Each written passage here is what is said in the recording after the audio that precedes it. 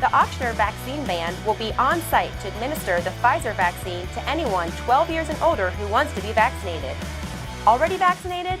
Come out and join us for a great time with free food and music. St. Charles Parish Public Schools and our Community Hospital Access Healthcare will also be at the event. Bring your kids, grab your chairs, roll up your sleeves, and join us for this free outdoor concert and vaccination event on Tuesday, August 10th from 4 to 7 p.m. at the Edward A. Dufresne Community Center.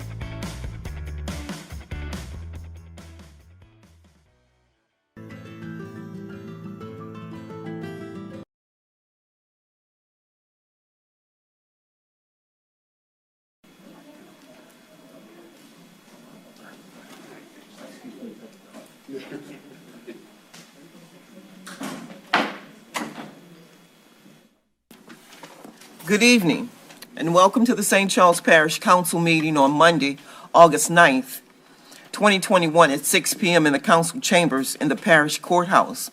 Please silence all electronic devices and remove all hats.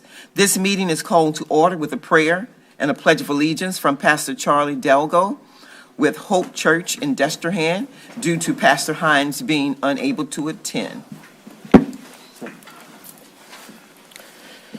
Good evening. Thank you for the opportunity. Let's pray.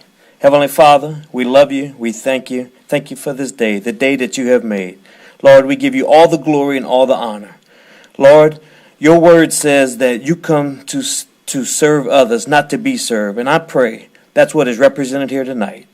Lord, I pray for all the public officials that are represented here this evening.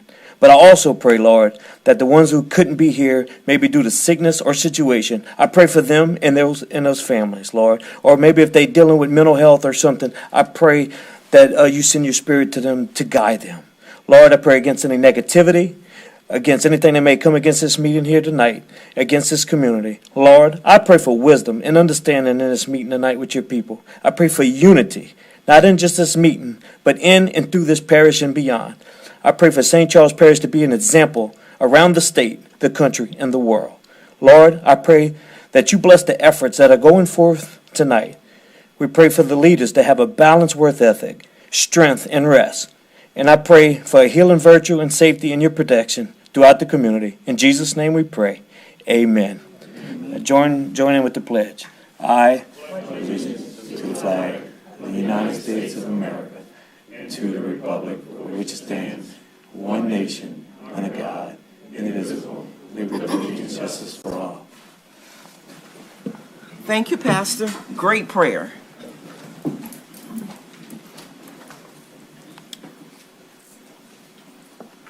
Approval of minutes. A motion and a second is needed to approve the minutes from the regular meeting of July 26, 2021. I have a motion by Mr. Fisher and a second by Ms. Gordon. Please cast your votes.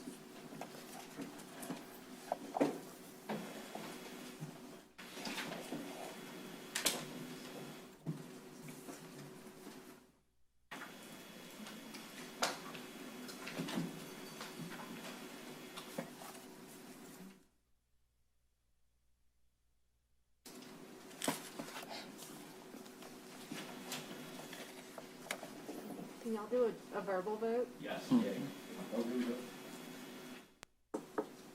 Yay. Yay. Mary. Yay. Yay. And that passes unanimously with Mr. Dick Gibbs absent for this evening. Special businesses, proclamations, canvas returns. Item number 2021-0219, in recognition, James Jimmy Bro, St. Charles Parish, Civil Service Board. Mr. Jewell. Thank you, Chairwoman. It's my honor to present this recognition here tonight. The Parish of St. Charles, August 9th, 2021, in recognition. Whereas James Jimmy Bro is a resident of St. Charles Parish residing in Ama, Louisiana. He was married for 50 years to the late Lena Canalito, and whereas Jimmy is the proud father of 4 children, Sabrina, married to Percy Bergeron, Ricky Bro, the late Rodney Bro, and the late James Bro Jr., and is proud grandfather of 5 grandchildren and 6 great-grandchildren. Whereas Jimmy was an employee at SciTech and retired after 35 years, and whereas Jimmy has devoted 40 years of service as a member of the St. Charles Parish Civil Service Board as the parish president's representative. And whereas Jimmy served as the chairman of the board from 2004 to 2010, 2018 to 2021, and served as vice chairman of the board from 1987 to 1994, 2001 to 2003, and 2014 to 2017. And whereas Jimmy's loyalty, dedication, and professionalism established an exemplary standard during his tenure as member of the St. Charles Parish Civil Service Board. Now, therefore, be it resolved that we, the members of the St. Charles Parish Council and the parish president, do hereby offer this tribute in recognition to James Jimmy Bro, St. Charles Parish Civil Service Board, August 1st, 1981 to August 1st, 2021. Mr. Jimmy.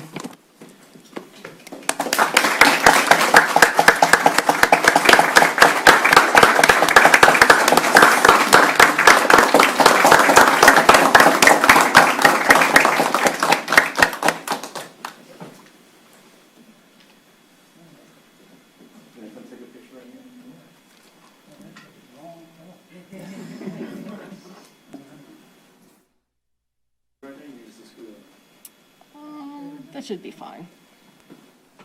Can't get up.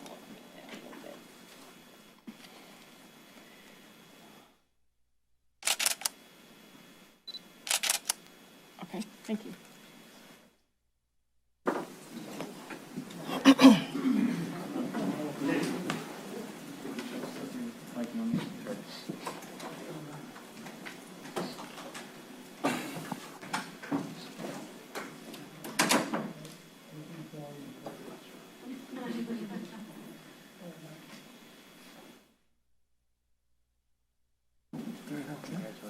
Thank you.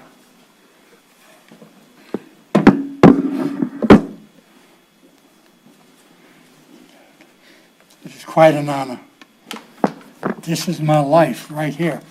This is my life, and I appreciate it. I'm going to use protocol because there's a couple of things that I have to say without objection. President Joe, thank you for allowing me to serve out my time on the board. After you got elected, you could have asked me to step aside and you would appoint someone because I'm the parish president's appointee. But you didn't do that, and I appreciated that. To you council members, all of you, thank y'all. Thank y'all for doing so well. But, you know, the employees of the parish are so meaningful for us.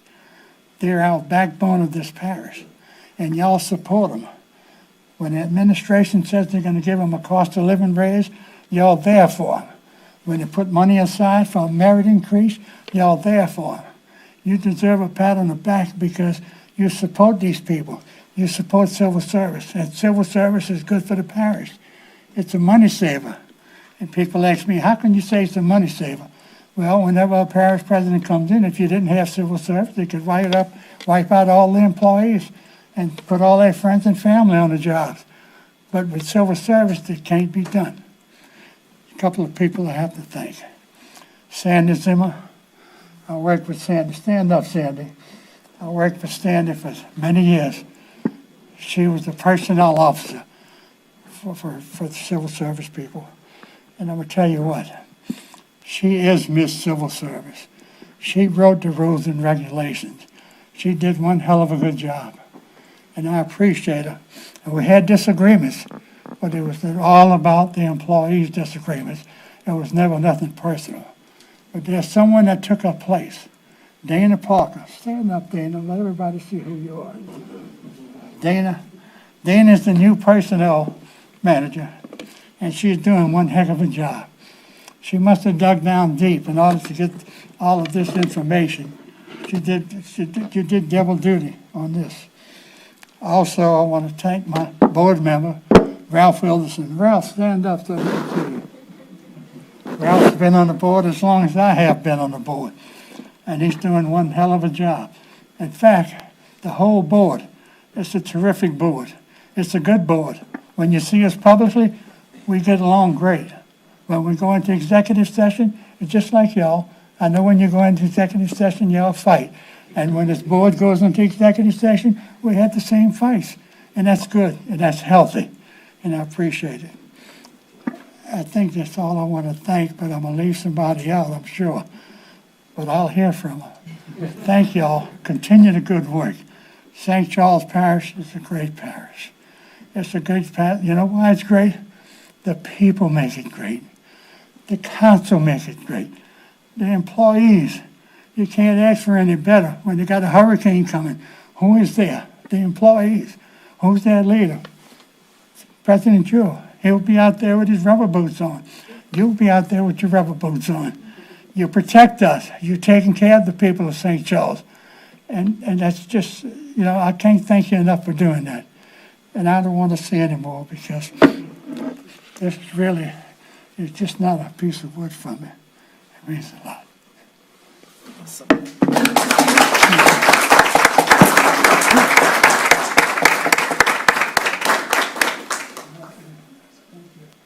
Thank you, Mr. Brew. Reports, finance, and administrative activities. Item number 2021-0215, Department of Waterworks. Mr. Gordon.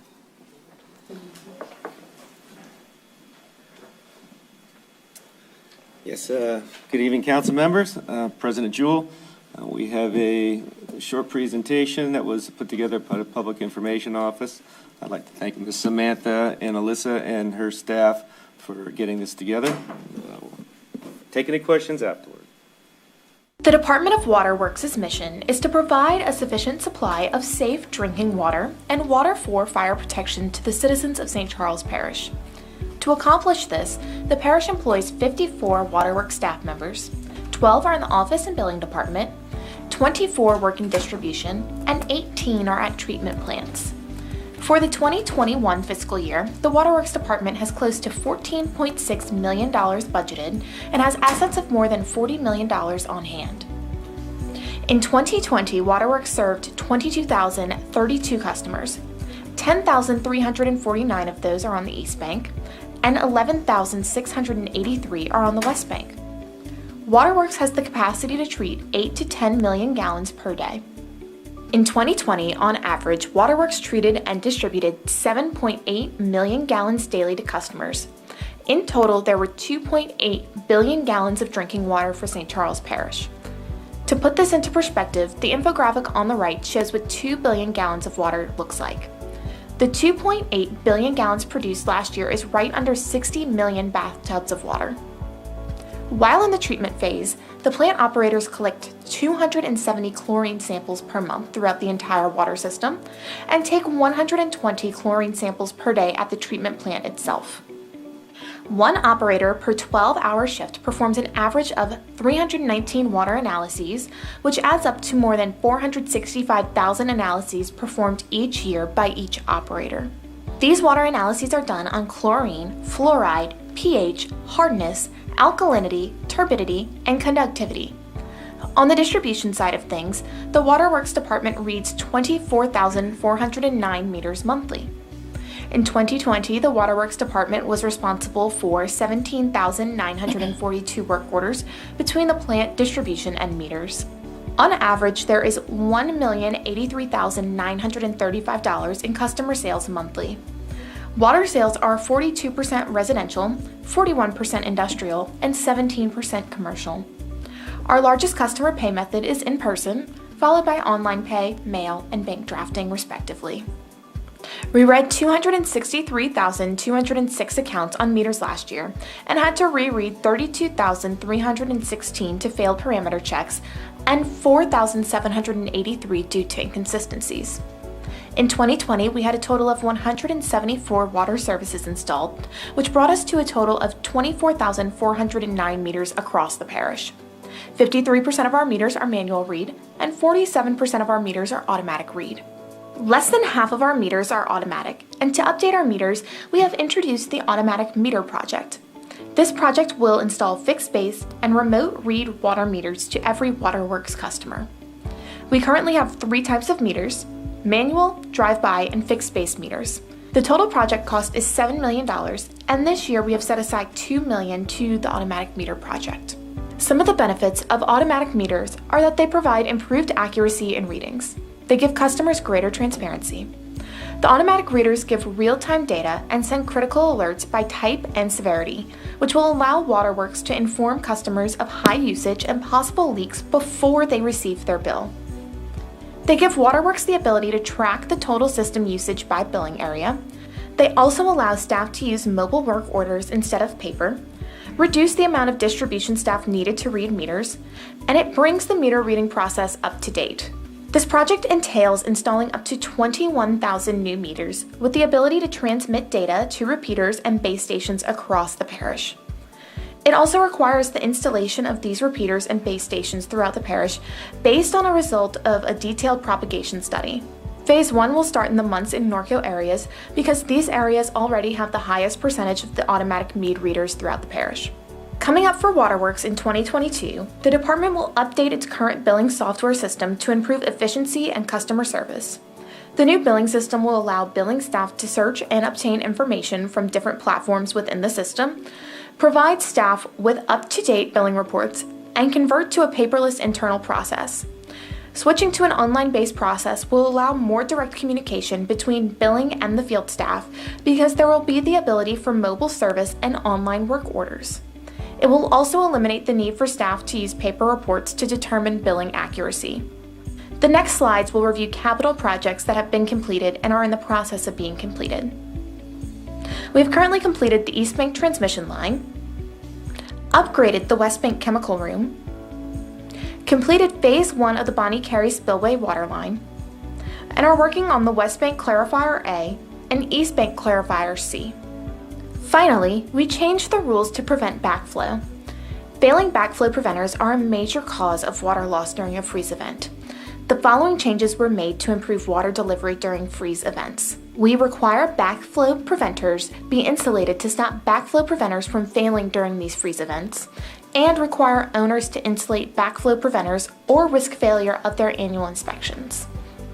By reducing the potential for failure, the parish is improving Waterworks' ability to provide all customers with potable water during freeze events. Thank you so much, President Jewell and council members, for your support. Department Director Greg Gordon will now take any questions you may have.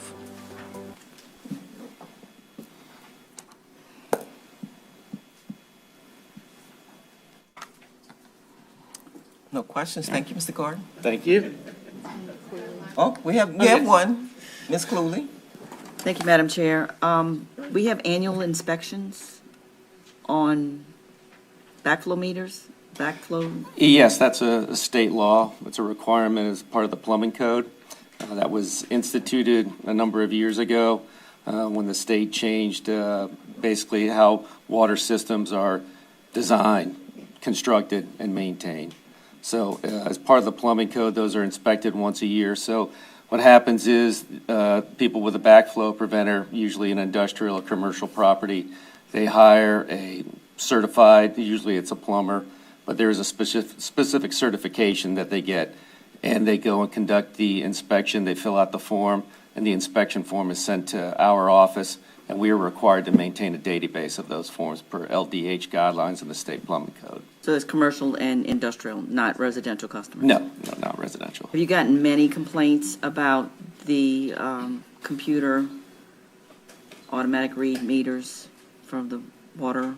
No, usually any kind of customer complaints would come with the meter reading is the manual read meters. And that's why we want to change to an automatic reading, because then it goes through from the meter to the repeater station to our fixed base, which would be the office, and it's read and it's computed in the billing system that way, and that's the way we receive the information. Right now, there's the automatic read meters work in two ways. The two different ones that we have two different systems. We really want to migrate to one system. Within those two, it's a drive-by with a computer system, and as the computer becomes present in the neighborhood, it propagates the information in the computer. The other ones are manually read. It's a smartphone, which we provide to the meter readers, and they input the data on the phone, and that phone tells them if it's high or low. And if they if they have to put it in again based upon that it's a high or low reading, they insert that again, and then they bring that to the billing office, they plug it into the computer, and it propagates the billing system. You said we have two different systems. Do the meters have to be switched out in order for them to all be the same system? Yes, ma'am.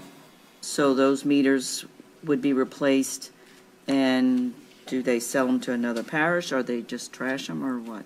So what we usually do is, when we'll bring them back to our warehouse, there is a way, oftentimes, like Master Meter, the people, that is the company that we get our meters from, they will take them back and salvage them, and sometimes they will give us a little money for the meters based upon the brass and other stuff that's in them that can be utilized again.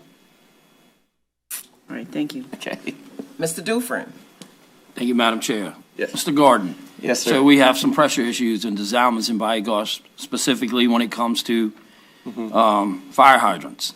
So when I talked to you guys about this over a year ago, the parish bought some software that was supposed to be able to pinpoint and give us details of how we can fix that issue. And what is the process with that? Because it's been a long, drawn-out process. I mean, we had to update some kind of computer system, but we still don't have an answer.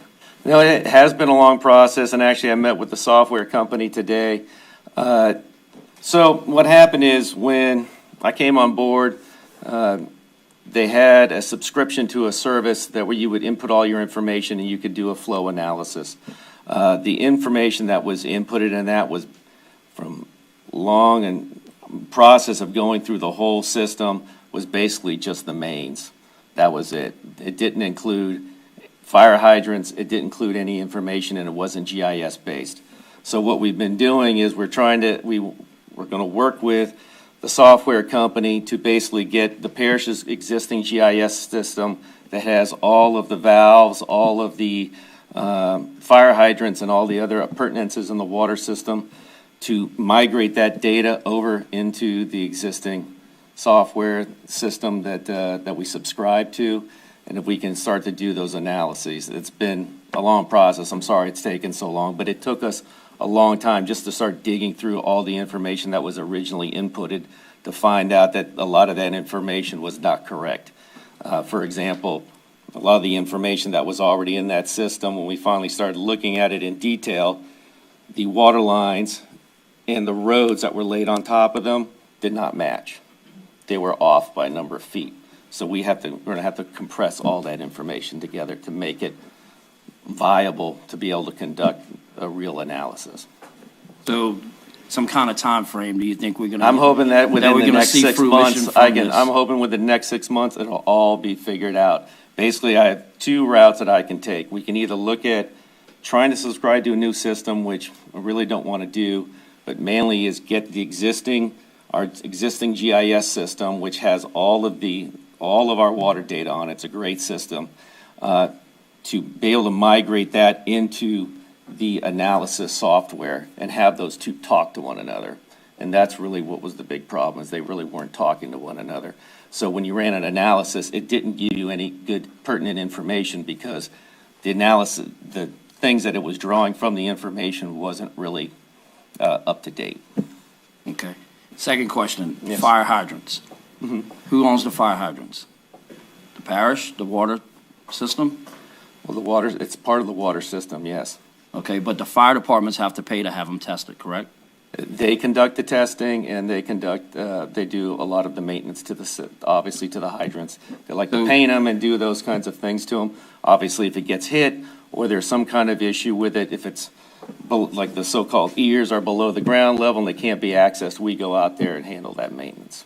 Okay, because the rural stations, fire departments, that really cuts into their budget significantly to have it tested. Mm-hmm. And if the parish owns the hydrants, why isn't the parish paying to have them tested?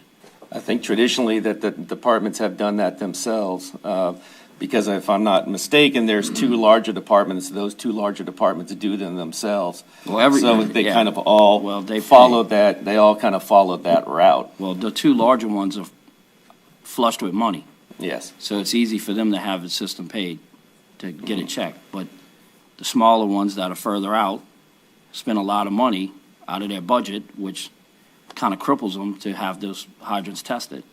So, I mean, if the water system owns the hydrants, maybe the water system ought to be paying to have them tested. I'm sure that the administration, President Jewell, and the fire districts can get together and talk about that. I don't think that's out of the realm of possibility. All right, thanks. Mr. Fisher. Thank you, Madam Chair. Councilman Dufresne, I'll call Eric and I'll get your application for disarmament. You're good for that. My question is the same thing. Yes. David, it's just water pressure in Munson, Norco. We went through rating. We did have some issues on a couple of flow issues. Mm-hmm. I'm glad to see you getting the software to correct those problems. But during that rating systems, that's the most critical time. When they come in, we actually go flow hydrants on that system. Mm-hmm. So the sooner the better you can get that. I would appreciate it and staying on top of it. Yeah, and I think the big thing with those issues just is hopefully with the analysis, it gives you an idea of in terms of a capital project. If you took that 8-inch main and you made it a 10-inch main or a 12-inch main, would it have any change to that flow? The only issue with upsizing those lines, for example, near the school and such, is you get into a water quality parameters issue with chlorine not being able to keep the 0.5 parts per million and TCMs, which is when you don't get that high flow, those are the disinfection byproducts that you do, high numbers that you do not want. So you want to you're going to have to balance those. So when we do that analysis and you kind of have a capital project to come up with that, you're going to have to we're going to have to weigh the pros and cons and discuss those with you relative to getting that funded. Okay, appreciate it. Ms. Gordon. Yes, thank you, Madam Chair. My question is, you had spoken about the replacement of meters for Yes, ma'am. residents. So when you replace the meters, will that be any cost that's going to be placed on the residents? No, that'll be budgeted out of existing revenues. Okay. Thank you, sir. Thank you. Item number 2021-0216, Parish President's Remarks and Report. Mr. Jewell. Thank you, Chairwoman. I just want to say a big thank you again to Mr. Jimmy Bro. I know he left, but it's just really hard to find people who are willing to dedicate that much time, basically their whole life to one issue. And he was certainly passionate about it. We actually had a little lunch for him at the courthouse last week, just with him and a couple of his family members and whatnot. So. Again, we're very thankful for his service to the Civil Service Board. Started off with a COVID update. Last week, Governor Edwards issued an indoor mask mandate for the state and all of its political subdivisions. In line with the proclamation, I input a executive order for the St. Charles Parish Courthouse and all government buildings for this mask mandate. This includes all members of the public 5 years and older who are both vaccinated and unvaccinated. The mandate's going to stay in place until at least September 1st. And as COVID numbers remain high throughout the parish, we will continue to take a look on that, to continue to monitor those numbers. This includes the public and our employees inside of the buildings. Additionally, in speaking of St. Charles Parish Hospital, the hospitalization rates are the highest that our parish has ever seen since the beginning of the pandemic. For the week of July 15th, the St. Charles Parish had a 19.4% positivity rate, and the following week of July 22nd, the parish had a positivity rate of 21.7%. This weekend alone, the parish saw 212 new cases of COVID-19. Overall, throughout this pandemic, we've seen 7,318 total cases and 97 deaths. There are 12 St. Charles Parish residents currently hospitalized. And out of the 198 hospitalizations in Region 3, 20 people are on ventilators. 90% of the hospitalizations are people who have not been fully vaccinated. And for reference, St. Charles Parish has 1 ICU bed open at this time, 4 med-surg beds, and 2 psychiatric beds. From July 22nd to July 28th, 90% of all the COVID cases, 84% of the deaths, and 91% of hospitalizations are accounted for by people who are not fully vaccinated. I encourage all the residents to speak with their doctors and make a decision for themselves regarding the COVID-19 vaccination. And there are several places throughout the parish where you can receive the vaccine. Remember, COVID-19 vaccine does not protect you from catching COVID, but it does reduce your chances of being hospitalized with a very severe case of COVID. With this, St. Charles Parish, and along with United Healthcare, wanted to offer a vaccine opportunity to the residents of St. Charles Parish and anybody, frankly, in the River Region or Jefferson Parish. So in coordination with United Healthcare, United Healthcare Community Plan, the St. Charles Parish Hospital, Ochsner, our Access Health, Sheriff Greg Champagne, DA Joel Chasson, St. Charles Parish Public Schools, myself, we're going to be hosting that Back to School Bash tomorrow from 4 p.m. to 7 p.m. at the community center. This is an outdoor event. There's plenty of space for people to come, listen to good music, to spread out. And if they choose, they will have the opportunity to get a Pfizer vaccination and listen to the Bucktown All-Stars. All the food is free. Snowballs are free. We look forward to seeing everyone there. Along with the Back to School Bash, St. Charles Parish has 16 places, again, to get vaccinated.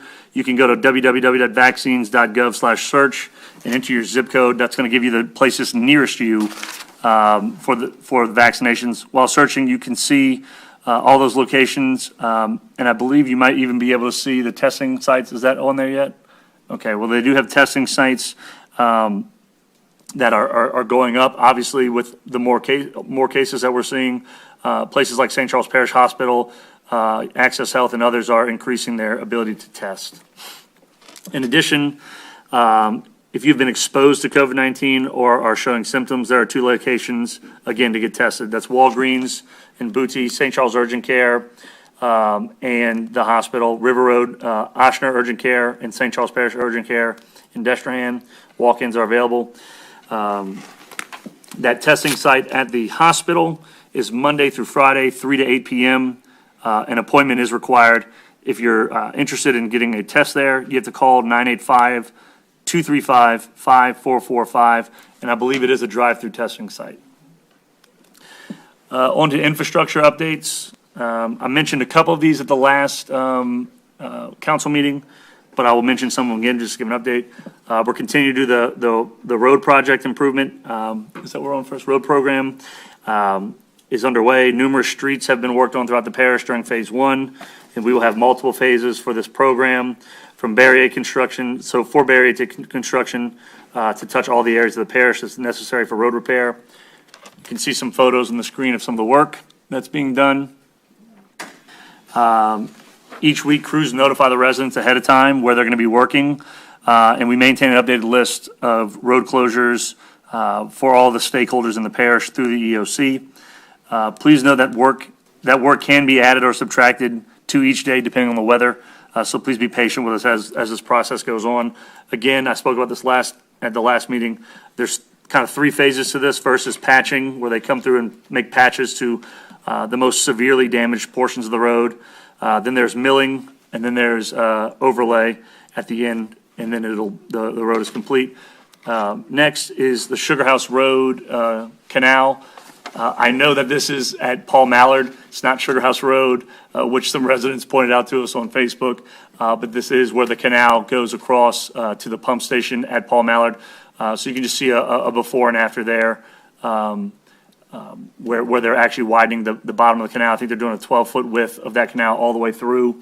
And again, we are going to be working on taking out some of the quote-unquote cowboy crossings where some of our residents use that land to graze cows in the buffer zone of Bear. And we're going to be replacing some undersized culverts with some box culverts. All right, next is Wade Street in Luling. Been going through on Wade and replacing culverts. This was going on last week. I'm sure some of y'all saw the work going up and down there.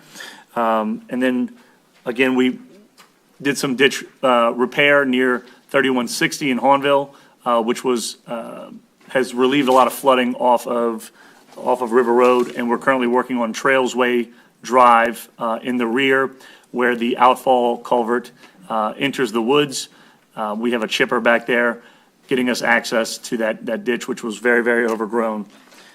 All right. And then West Heather. The West Heather Drive between Lakewood and St. John Street has finally been reopened after a 3-week project to replace the hatches. So just an update to the council that intersection is reopened, and the wastewater lift station project is complete. Job openings, we have 4, carpenter, shop mechanic helper, equipment operator 1, and equipment operator 3. To apply, you know the website, www.stcharlesparish.gov. That's our new website. Again, you want to go to click employment, and you can apply through the new website. Animal control. Last week, ASPCA and our animal control did a unique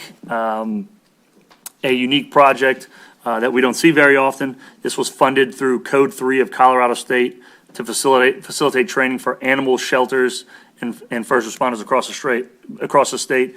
The program included sheltering in disasters, hurricane evacuation, no-notice flooding, hoarding and more.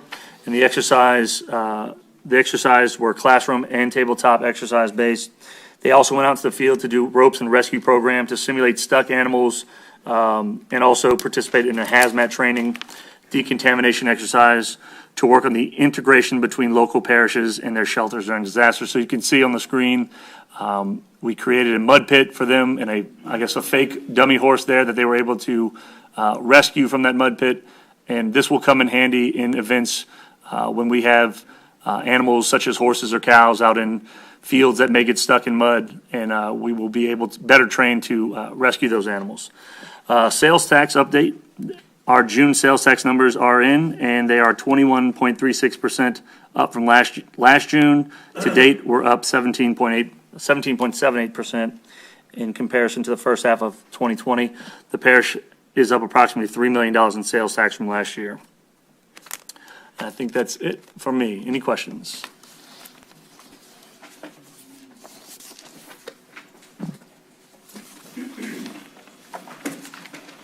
That's it. No questions. Thank you. Ordinances, resolutions introduced for publication, public hearing, Monday, August 23rd, 2021, 6 p.m., council chambers, courthouse, Hornville. Items number 2021-0212, -0213, -0214, -0220, -0221, -0222, and there are 15 copies of file number 2019-0061. Ordinance is scheduled for public hearing and adoption at this public meeting, introduced at a previous meeting. Item number 2021-0199, an ordinance adopting, setting forth, levying, and imposing taxes on all properties subject to taxation in the Parish of St. Charles, State of Louisiana, as required by Section 23 of Article 7 of the Constitution of Louisiana and revised statute 47.1705B for general parochial purposes, constructing, acquiring, maintaining, operating, extending, and/or improving levees, facilities, and structures associated with outer flood protection systems within the parish. Constructing, maintaining, and operating the parish road maintenance program, parish recreation program, parish fire protection, mosquito control program, E-911 telephone system, health unit, and Council on Aging program. Council on Aging Program 2, Road Lighting District Number 1, Library Service District Number 1, the Arc of St. Charles, paying any cost associated with acquiring, constructing, improving, maintaining, and operating wastewater facilities and systems in the parish. Mr. Dewsome. Thank you, Madam Chairman.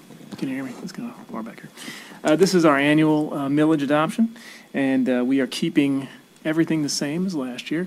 The overall assessed value of the parish increased slightly from last year. It's about $2.9 million in total.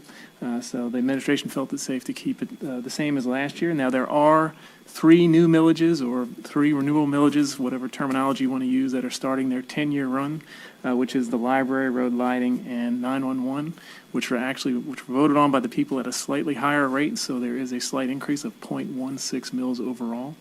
And if you have any questions, I'll be happy to answer them. Thank you.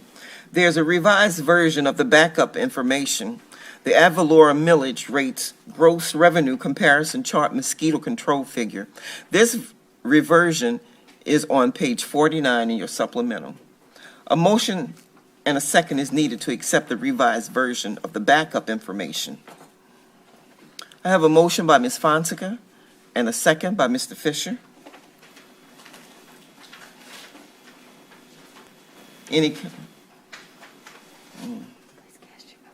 Please cast your votes.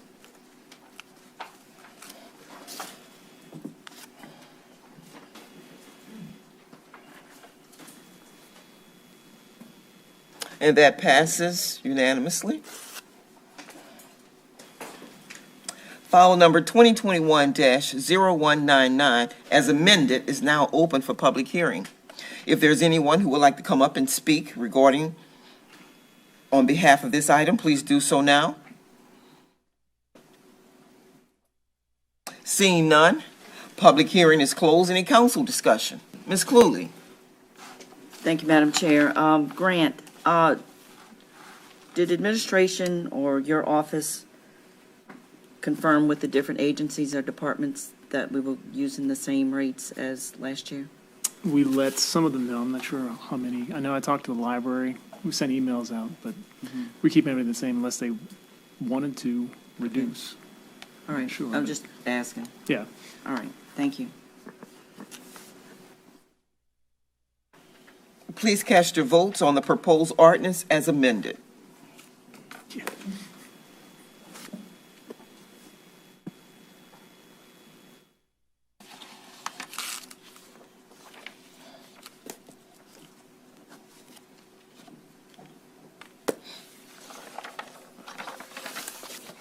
And that passes unanimously. Thank you.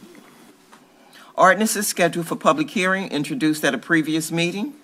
Item number 2021-0191, an ordinance approving and authorizing the execution of change order number 1, final, for the East Bank transmission line repair, replacement project number WWKS 101, to increase the contract amount by $130,590.28, and to increase the contract time by 160 days. Mr. Gordon. Yes, good evening again, council members. I will just read the administrative comment that was provided again, so everyone hears it. So change order number 1, the final equalizing change order, is intended to balance out the final contract quantities, time, and costs expended. This change order eliminates the mechanical cleaning item as it was not used and adds an extra cost for the project due to CNN Railroad's safety requirements, including extra insurance, flagging expenses, and work downtime due to passing trains. The increase in the contract amount of $130,590.28 is a result of an increase of $100,078.75 for CN Railroad ROE and flagger costs, and an increase in $32,511.53 for railroad downtime for labor and equipment, and a decrease of $2,000 for eliminating mechanical cleaning and descaling. Prior to construction, it was expected that this work would be done under the maintenance clause of an existing railroad permit, as the Department of Water Works had previously performed maintenance in this area as needed. It wasn't until the contractor, Wallace C. Drennan, Inc., initiated construction that the CN Railroad disallowed this new work to be and considered it maintenance and required an additional flagging and downtime, resulting in these added costs. Have any questions? Project engineer is also here if anybody has any questions. File number 2021-0191 is now open for public hearing. If there's anyone that would like to come up and speak on behalf of this item, please do so now. Seeing none, public hearing is closed. Any council discussion? Please cast your votes for file number 2021-0191.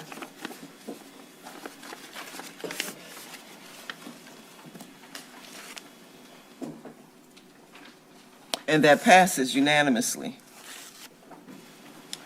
Item number 2021-0192, an ordinance approving and authorizing the execution of a professional services agreement with Alpha Testing and Inspection, Inc., to perform all necessary testing services for the Fifth Street Drainage Improvement Project, Parish Project Number P190506.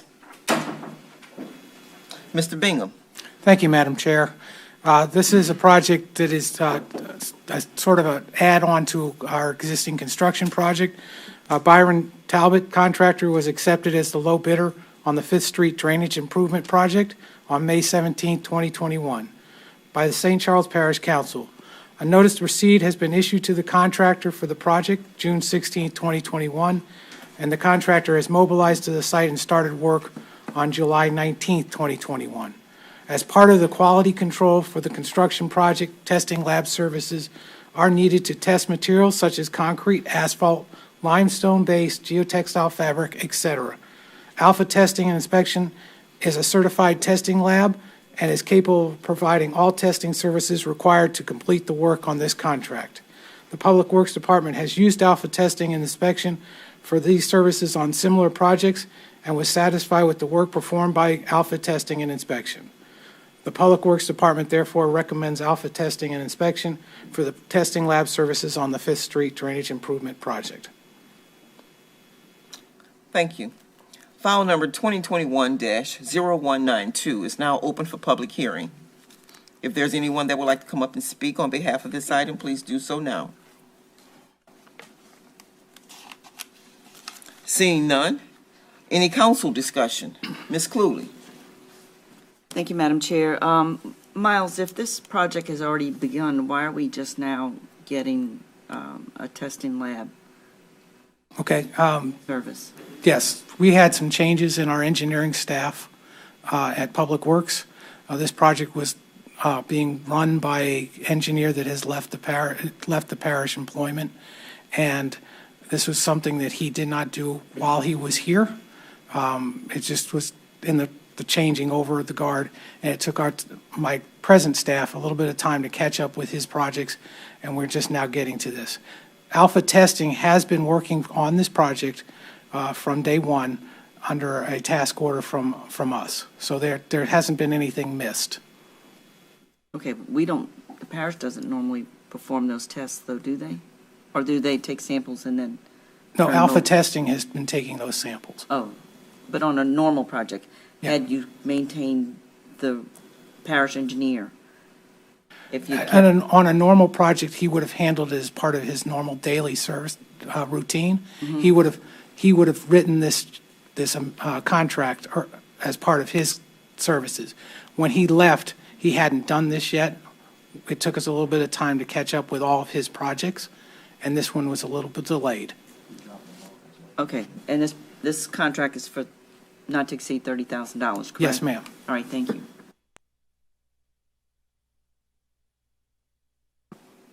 Please cast your votes for file number 2021-0192.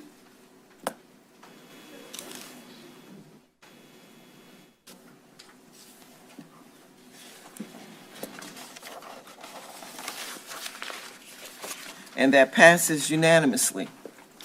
Item number 2021-0193, an ordinance to approve and authorize the execution of a contract with LA Contracting Enterprise, LLC, of Thibodaux, Louisiana, for the St. Charles Parish Memorial Plaza Project, Parish Project Number CMP K0418, located at the Edward A. Dufresne Community Center, 274 Judge Edward Dufresne, Luling, Louisiana, in the amount of $1,399,825.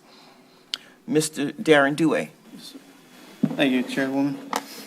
The ordinance approving the construction contract between St. Charles Parish and the low bidder, Louisiana Contracting Enterprises, LLC, for our long-awaited Memorial Plaza.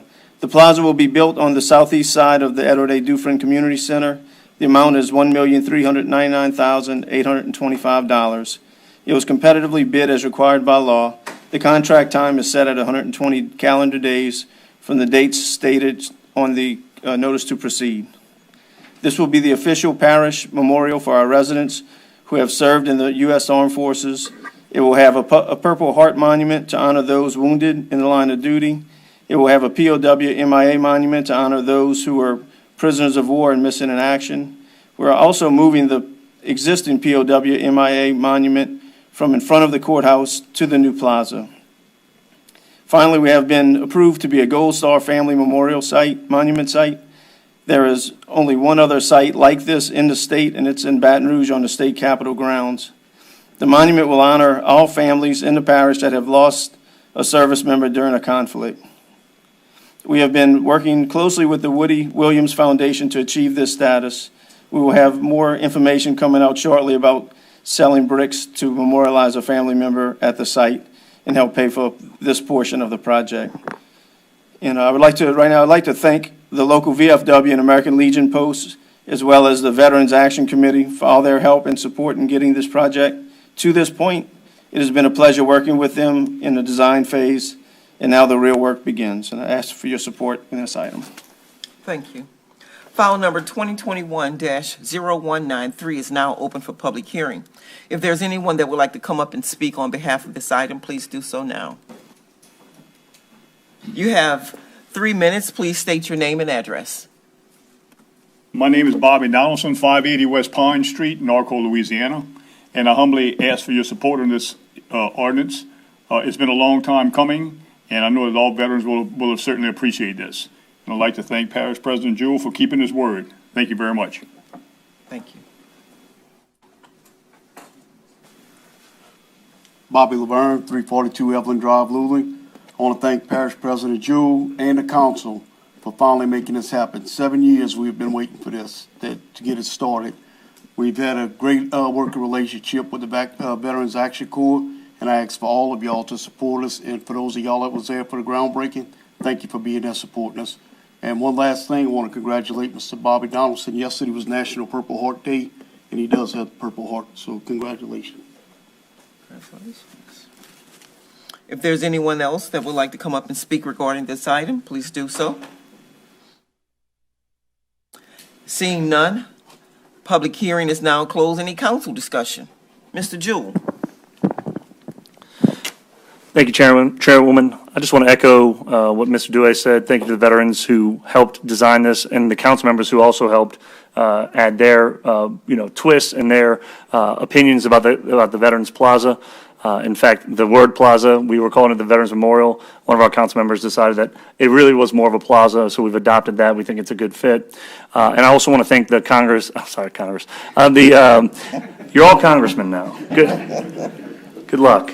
Yeah, exactly. What's a demotion? So, and especially Councilmember Nikki Dufresne and Councilwoman Marilyn Bellock, who did allow me to move some of the money from some projects that they had to make sure that we were able to meet this price on the memorial. So, thank you all.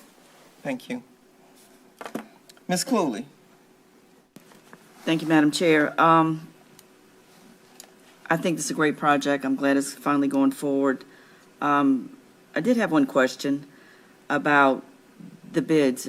Correct me if I'm wrong, there were only 2 bidders on this project, 2 companies that bid. I was just wondering, such a large project, why didn't we get? Yeah, I'm not sure why. We had 3 come to the pre-bid meeting, and one of them had to drop out. It was bigger than his bonding capacity allowed, so it was down to those 2. I really don't know why. Chairwoman, may I also address that? Yes. I was also told by the engineer on this project that this is more of like a specialty type project, and that that really drops down the number of people who will put in bids for this type of project as well. Mr. Dufresne. Thank you, Madam Chair. That's what I was going to say. It's kind of a unique specialty item, so there's not a whole bunch of companies that, it's not just construction. I mean, you got monuments, and I mean, it's pretty unique and obvious. But yeah, I appreciate everybody supporting this. I'm happy to see Bobby and Mr. 2 of them. Purple Heart Day, man, that's awesome.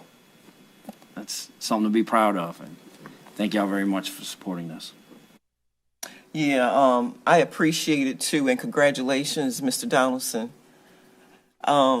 Thank you, Mr. Jewell, and I know the council thanks you, and the veterans on the council especially thanks you, so. Thank you. Ms. Fonseca. Thank you, Madam Chair. Mr. Dewey, it just popped in my head. I just wanted to make sure you had received the information that I forwarded on the matching materials to Like match 3 or the 4 months products. ago? Yes. Yes, I got it. Okay, good, so that we can have everything match and coordinate over there. Thank you.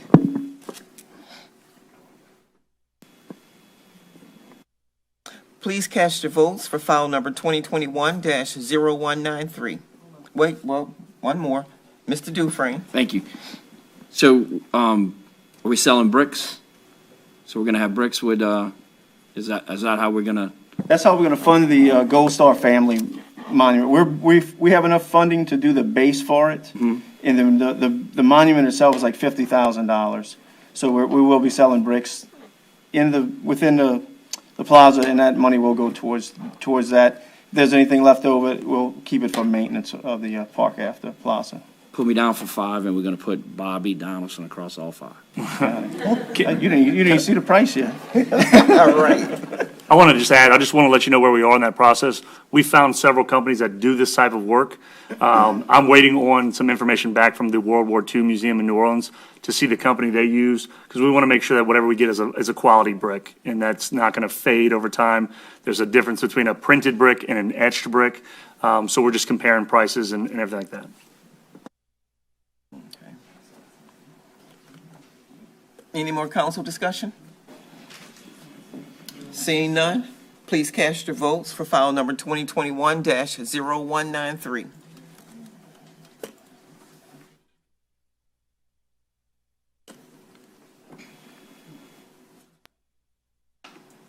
And that passes unanimously. Item number 2021-0196, an ordinance to approve. You're welcome, thank you. An ordinance to approve and authorize the execution of Amendment Number 1 to Ordinance Number 20-7-6, which approved the engineering services agreement with Principal Engineering, Inc. for providing all necessary services for the 2020 East Bank Master Drainage Plan, MDP, Parish Project Number P200601. Mr. Bingham. Thank you, Madam Chair. As she said, this is Amendment Number 1 to the East Bank Master Drainage Plan. On July 6, 2020, the St. Charles Parish Council approved Ordinance Number 20-7-6 to authorize an agreement between St. Charles Parish and Principal Engineering for the design of the East Bank Master Drainage Plan.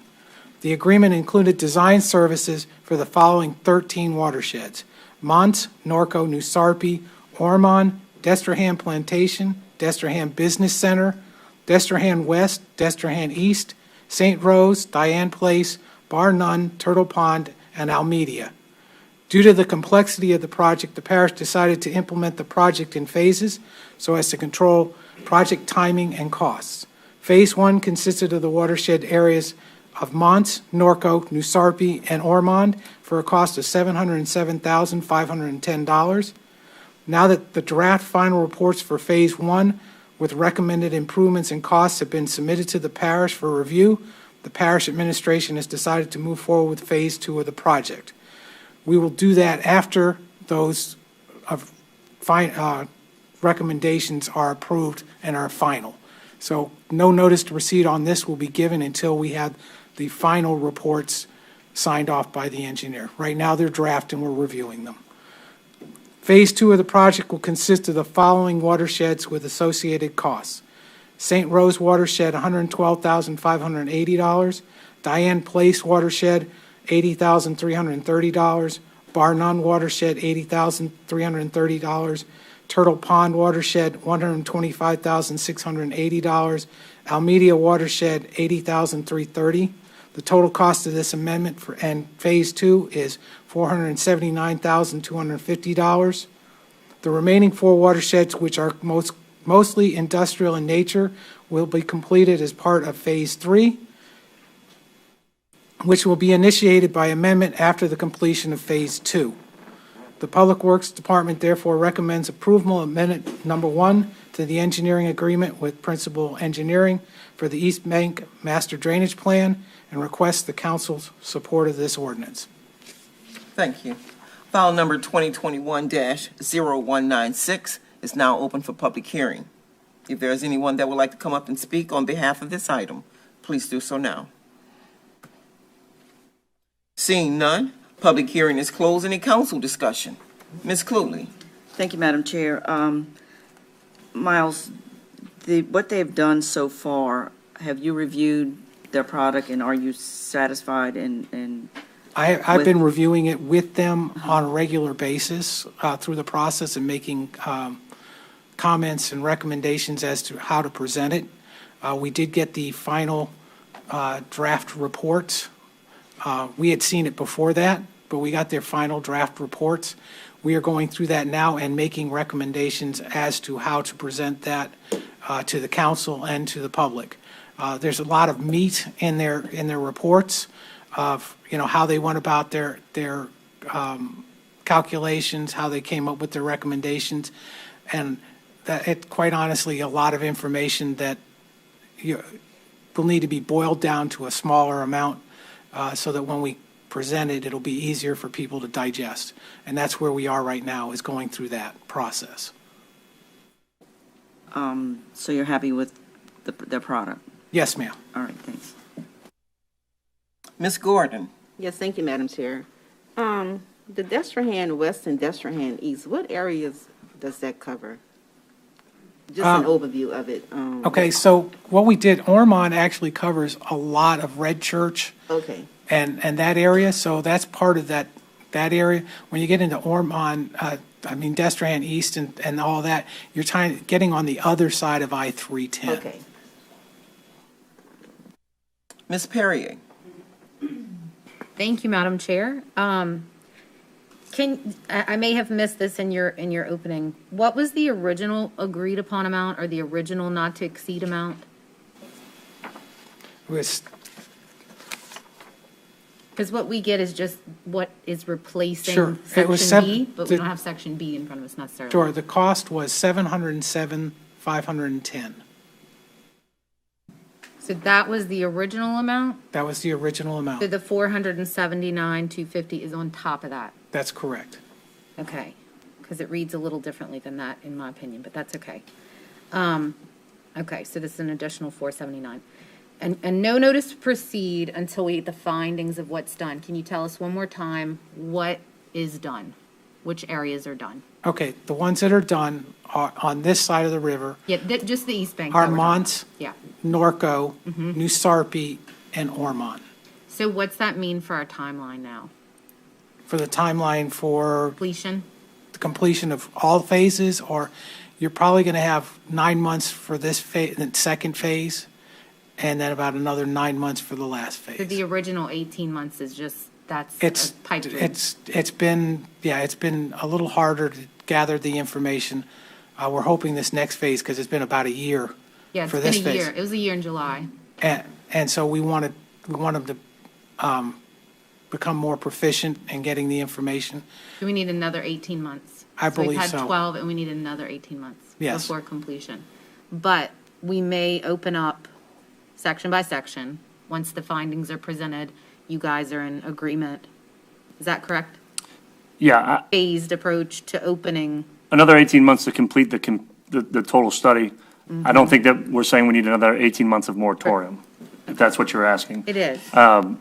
There's one of the main areas we were looking at were the areas that were most apt to be developed at first. They decided to continue those watersheds. Obviously, in Ormond, there's not very much room to do any developing, but the watersheds of Ormond and New Sarpy are shared, and that's why they were looped together. Obviously, there's a possible development in New Sarpy. Muntz is an area that is developing right now. Right. That's why those areas were included first.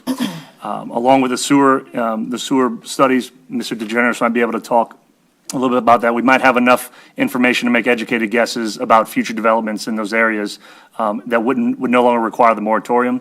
We're hoping as soon as we get the final report into the council, that we can go ahead and pass a resolution to remove certain areas from the moratorium, hopefully before, we get to that deadline in February. Okay, so if we're talking if we're talking phase 2 now, that means we must be getting close to seeing something. Do we have anticipated date that we will see something? Yeah, Phase? Yeah, I'm hopeful that we can present to the council within the next month. As Miles was saying, it's a lot of watersheds, and you're trying to boil down a lot of information. We want to make sure that what we present to the council is the most pertinent information. Additionally, when we present to the residents, we want to present the most pertinent information. Obviously, you'll get a full copy of the report if you want some very light reading, but we want to make sure that we give a condensed version to the council in consideration of y'all's time. Okay. I want to add also that the reason we picked the watersheds out St. Rose in that area is we do see the potential for some development in that area. Absolutely. And we're probably going to be looking at going with the ones where we see the development happen first. So we, in that group of also, so we can expedite those through. And by seeing potential development, you mean interest at the parish level, that there's some applications possibly pending? There's some things that we see, yes. Yeah. Okay. Thank you. Mr. Bingham, maybe I missed it. Did you give a date when phase 2 will begin? I'm gonna take a guess, but it's an educated guess, because, as I said, the notice to proceed for phase 2 will not be given until we have the final reports on the first phase. Okay. And my educated guess is that we have asked for those to be turned into us by the end of August, so that we, actually a little before the end of August, because we want to be talking to you all about the findings from that at the end of August. Ms. Gordon. Yes, thank you, Madam Chair. My question is the moratorium. So I know it was for 18 months, and I think we may be in the 12th month. So given that we're in the 12th month and we're still waiting on some information on the master drainage study, once we get to the 18th month and there hasn't been any work done based on what the master drainage study has given us, do we lift the moratorium? I mean, do we have a question to state that we're going to lift it, or I can answer any that. work that needs? Okay, there are two things. There's some things that the council has actually voted on, which help us in this process. We voted on a drainage impact analysis that allows us to get more detail. We also voted on, at the council level, you voted on changing our requirement for a zero net runoff from any new development, so that those things protect us from some of the things that we're worried about. The master drainage plan will also give us some more information, and as I said, we're going to look at the areas we think will be developed in the second phase so that we can actually see where we need to go. So it'll actually tell us what needs to be upgraded, but what needs to be upgraded has never been fixed. So when are we going to fix it? I mean, when is work going to get done? Councilwoman, I don't think it was ever our intention that we were going to be able to fix all of the parish's drainage issues within the 18 months of the moratorium. What we did do is take the time to, like Mr. Bingham said, was upgrade some of our subdivision regulations, which I think we're in a much better place. In fact, at the last council meeting, we did update some sewage regulations when it comes to subdivisions requiring different types of inspections, not requiring I&I into our system. But the main thing is that it shows us what needs to be done for future development. And remember, when we asked these master drainage plans to be done, we told them to take all of the property, Hawnville, for example, pretty much everything on this side of the railroad tracks, and treat it as if it was developed. In other words, they take those open pieces of land and increase the runoff factor on those lands to show us and basically future-proof this study for the parish. So it shows what needs to be done for areas where there are future improvements, and at that point in time, we can work with a developer to help us make those improvements. Please cast your votes for file number 2021-0196.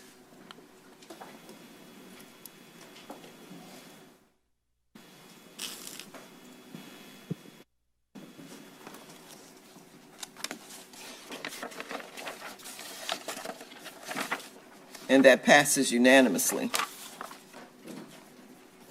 File number 2021-0201, an ordinance approving a donation by St. Charles Parish to Entergy Louisiana LLC, its successors and assigns to the Bayou Gauche Fire Department in Des Allemands, Louisiana.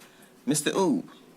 Yes, thank you, Councilwoman Belloc. This is our standard donation for a 10-foot right-of-way in servitude for Entergy Utilities over parish property for use by the Bayou Gauche Fire Station along First Street. The 10-foot servitude is addressed in the June 11, 2021 survey, which is attached to the donation. File number 2021-0201 is now open for public hearing. If there's anyone that would like to come up and speak regarding this item, please do so now. Seeing none, public hearing is now closed. Any council discussion?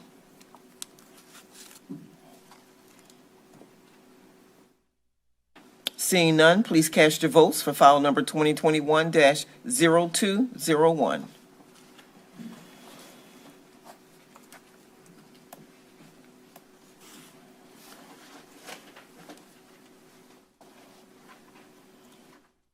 And that passes unanimously. That passes with Council Holly Fonseca out. Item number 2021-0207, an ordinance approving and authorizing the execution of a professional services agreement with Alpha Testing and Inspection, Inc. for the testing of Parish Project number P210302, asphalt pavement maintenance. Mr. Bingham. Thank you, Madam Chair. This is similar to the previous one. In this case, it's for Barrier Construction Company was accepted as the low bidder on the asphalt maintenance project by the St. Charles Parish Council on May 17, 2021. Task order number 1 was issued to the contractor for the project June 15, 2021, and the contractor has mobilized and started work on July 6, 2021, and they're quite a ways along. As part of the quality control for the construction project, testing lab services are needed to take asphalt cores of the roadway and test materials such as asphalt, limestone, base, geotextile fabric. Asphalt Alpha Testing and Inspection is a certified testing lab and is capable of providing all testing services required to complete the work on this project. The Public Works Department has used Alpha Testing and Inspection for these services on similar projects and was satisfied with the work performed by Alpha Testing and Inspection. The Public Works Department therefore recommends Alpha Testing and Inspection for the testing lab services on the asphalt maintenance project and requests the council's support of this ordinance. I'll also point out, I understand this one's also a little bit late coming to the thing for basically some of the same reasons the other one did, but we've had Alpha Testing doing what they need to do to support this project through other means. File number 2021-0207 is now open for public hearing. If there's anyone who would like to come up and speak on behalf of this item. Seeing none, public hearing is now closed. Any council discussion? Ms. Cluley. Thank you, Madam Chair. Miles, this contract is not to exceed $30,000? Yes, ma'am. All right, thank you.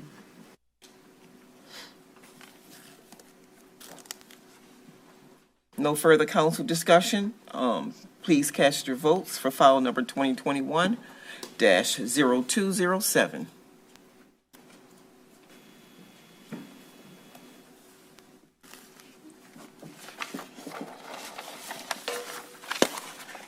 And that passes unanimously. Item number 2021-0208, an ordinance to approve and authorize the execution of Amendment Number 1 to Ordinance Number 20-7-7, which approved the engineering services agreement with T. Baker Smith, LLC, for providing all necessary services for the 2020 West Bank Master Drainage Plan. MDP Parish Project Number P200602. Mr. Bingham. Thank you, Madam Chair. This is on the West Bank, companion to the East Bank. And so, same time frame, on July 6, 2020, the St. Charles Parish Council approved an ordinance number 20-7-7 to authorize an agreement between St. Charles Parish and T. Baker Smith for the design of the West Bank Master Drainage Plan. The agreement included design services for the following 10 watersheds: Amos Cellars, Hanville 1, Hanville 2, Luling I-310, DeSalmans, Sunset, Parody, Mimosa Willowdale, and Kelowna Taft. Due to the complexity of the project, the parish decided to implement the project in phases so as to control project timing and cost.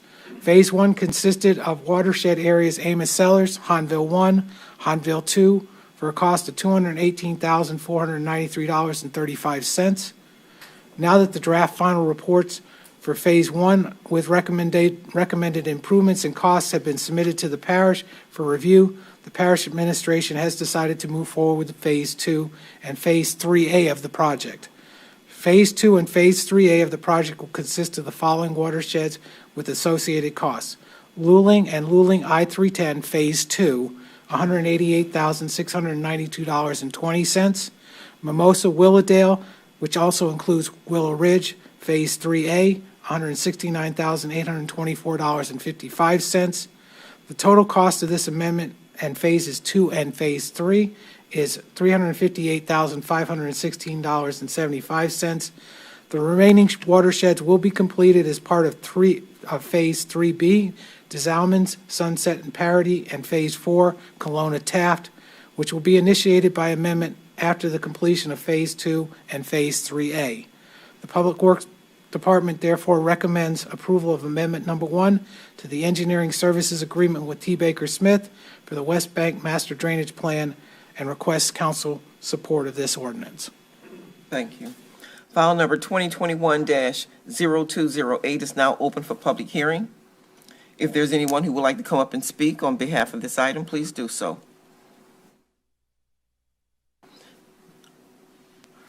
Please state your name and address for the record. You have 3 minutes. Brian Muldaner, 740 Phosphor Avenue, Metairie, Louisiana. I'm lead professional of engineering for T. Baker Smith. I'm joined with Andre Cortez, our chief operations officer, and Daniel Benet, a project engineer with T. Baker Smith. We're obviously here in support of this ordinance and also to express our gratitude of being involved in this meaningful project for the parish. Thank you. Thank you.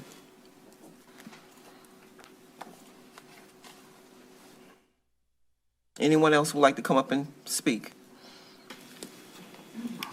Seeing none, public hearing is now closed. Any council discussion? Ms. Perrier.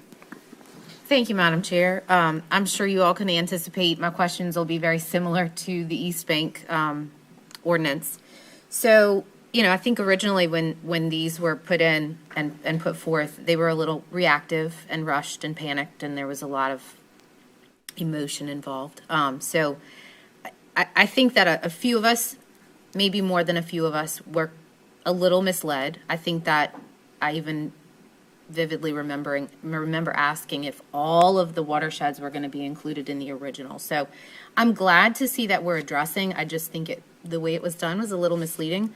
So what was our original agreed upon amount? I know that $358,000 additional tonight, but what was the original agreed upon amount? $218,493.35. So this quote unquote change order is more than the original amount. That's correct. Yes. So I can anticipate probably that Phase 3B will be another $300,000. No? 3B, probably another $250,000. Phase 4, Okay. probably something a little bit less. Okay. Not a big fan of how this was done. Of course, it's necessary work, but not a big fan of how it was done. Can we also anticipate the same type of time frame? Another 9 months for one, another 9 months for another. I think we'll have 9 months for this, and then about another 9 months for 3B and 4 together. And there's a 4. Oh, yes. What's 4 include? 4 was Kelowna and Taft. Yeah. Okay. But we'll probably do those two together. So now, phase 2 and 3A will be simultaneous? Yes. Okay, so they're ongoing together. This does, of course, include a large portion, most of my district, if not all of it, phase 2 and phase 3A. So the question stands to be asked. I do remember this conversation as well. I just want to clarify. This does not affect Ashton Plantation, correct? Ashton had all approvals beforehand, so the moratorium, the study, all of those things are no effect on Ashton Plantation moving forward. It does not affect Ashton, other than the fact that we will model what Ashton is doing with everything else.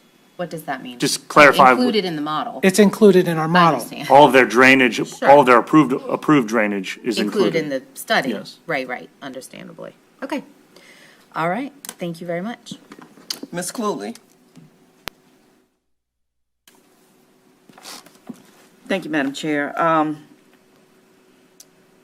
had a question about the timeline, which I think you had answered that. And once again, the same question about, you've already gotten reports Yes, ma'am. from what they've done. Are you happy with the product that they're giving you? What's the timeline of getting our ability to review those?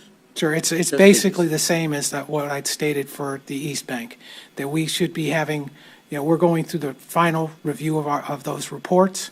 We're trying to get it boiled down to an executive summary format so that it's easier to give to you, and you can get all the details if you want it, but it'll be easier for you to see what they analyzed, what they're recommending, and then move forward with that. And we're planning to have that to the Parish Council by the end of August.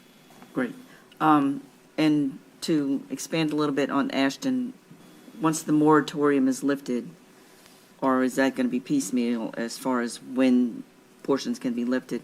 Since Ashton was already a pre-approved location, is that going to have to wait? There is nothing about Ashton that needs to wait. They did all their work up front, Okay. and they should But they're not. still stopped by the moratorium?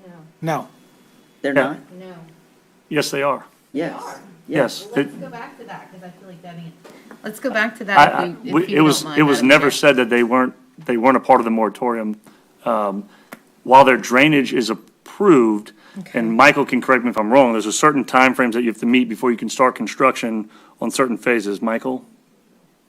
Hold on, before we move forward, Madam Chair, are we okay to deviate back to my question, since that it was a portion of my question? Okay. Okay. So Ashton is on pause. Ashton is not allowed, although they had preliminary plat approval, because that was the deal. Deviate to Michael on this. Let me clarify. We got to separate things. If we're talking about building permits, we'll issue building permits right now. That has nothing to do with the moratorium. Okay. Any major subdivision requiring preliminary plat approval Right. cannot be submitted to the planning commission right now.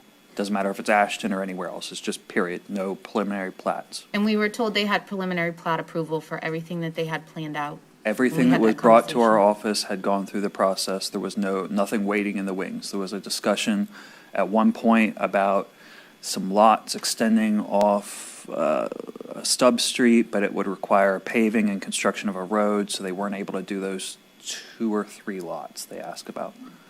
But it was very small. It was only a major because they were going to have to build the road to get there. Okay, so Ashton will be subject to a very long pause because the moratorium's another 6 months, and then we're looking at another 9 months for this to be done. I'd like to address that, if I Yeah, can. please. So what we're going to be doing in this next phase, working with T. Baker Smith, since all of the drainage is pre-approved, working with planning and zoning, working with the developer of the subdivision, to show what they have, we can make a calculation of what they're putting into the actual old, what we call the old Luling watershed, what's going to the pump station, what's being shared across I-310, and be able to probably come to the council with a determination that we would be able to lift them off of the moratorium before all of the old Luling subdivision was complete. It has been frustrating with the West Bank side because it has been a slower process. I don't believe has anything to do with the engineers itself, but more to do with the fact that the only existing information that they have to go off of is the original master drainage plan from 1994, plus our GIS data, whereas in months, there were several master plans that had been completed years prior for smaller watersheds that they were able to plug into those areas. So I think you will see the West Bank going slower than the East Bank for that reason. I think it's to everybody's benefit to go back and watch some of those meetings, so I'll just leave it at that. Ms. Fonseca. Thank you, Madam Chair. I recall the original ordinance had the first phases, areas listed out with the dollar amounts that totaled what we approved that night. And the other areas were listed, but they had TBD by them.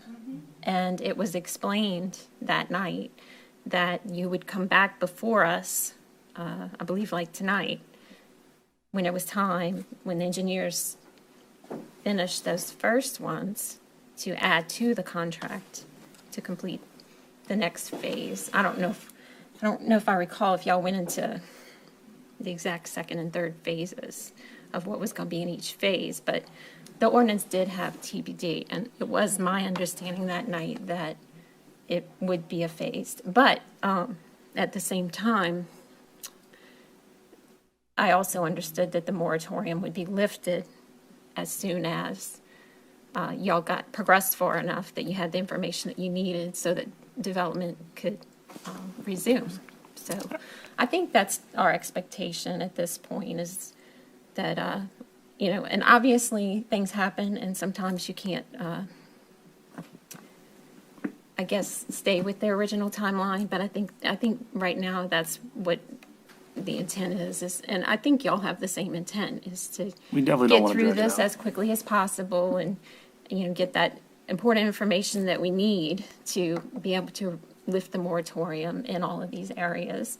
And that's what we would ask at this time, is to lift them as soon as we can. Yes, ma'am. Thank you, Ms. Fonseca. Mr. Jewell. Well, I was going to withdraw, but I'll just say that's our intent with providing the information, as what Miles was talking about, to the council, is that after that is done, we can place a resolution on the agenda to lift the moratoriums in those desired watersheds. Ms. Perrier. Thank you, Madam Chair. I don't think anybody's ever questioned intent here. I think, to lift the moratorium is one piece of the intent, but the other is to get the work done and identify what the work needs to be so we can protect the people while we keep our economy going at the same time. I think it's a delicate balance, and I think that's the intent, and I hope as long as that is still the intent, we can all agree. It just, it doesn't always feel as smooth as it could be, but I think we all agree on all of those things. I think that's his, second or third time? It's my second time. Michelle.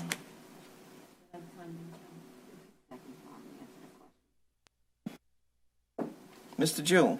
Thank you. Last comment. I think it's important to note as well that at no time, if we're talking about the economy or anything, at no time has development stopped in St. Charles Parish. 30 homes are being built right down the street. There's a subdivision right here that is starting to fill up. Homes are being built there. There's one going on in Luling, in the Heather Oak subdivision. So I don't believe that the subdivisions will ever stop in an instance that the moratorium is going to stop home development in St. Charles Parish. So I think that's continued on for homes or for subdivisions that predated the moratorium.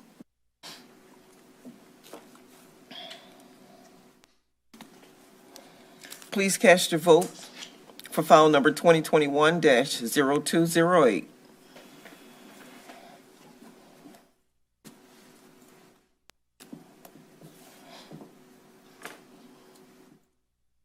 And that passes unanimously. File number 2021-0209, an ordinance approving and authorizing the execution of change order number 002 for parish project number S190901 Destrehan wastewater treatment plant UV replacement, resulting in a decrease of $10,000 in contract price. Mr. DeGeneres. Yes, ma'am, I'm actually giving money back, so I know that doesn't happen too often, but here it is. It was an item that wasn't needed during the construction of the UV project at the Destrehan plant, so it's just a final change order to close this project out, so we're giving back $10,000. File number 2021-0209 is now open for public hearing. If there's anyone that would like to come up and speak regarding this item, please do so now. Seeing none, public hearing is now closed. Any council discussion? Mr. Dufresne. Thank you, Madam Chair. Greatest change order I've seen since I've been up here.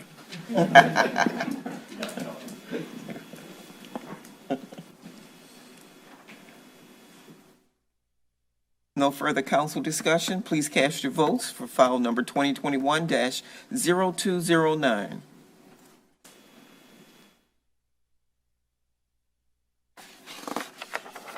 And that passes unanimously. Item number 2021-0210, an ordinance to amend the St. Charles Parish zoning ordinance of 1981, Appendix A as amended, Section 13C 7D and Section 13E3 and Section 20D 5A5 and Section 24. Fees to provide for recordation of variances with the clerk of court. Mr. Albert. Thank you, Madam Chair. Decisions rendered by the Board of Adjustment are permanent.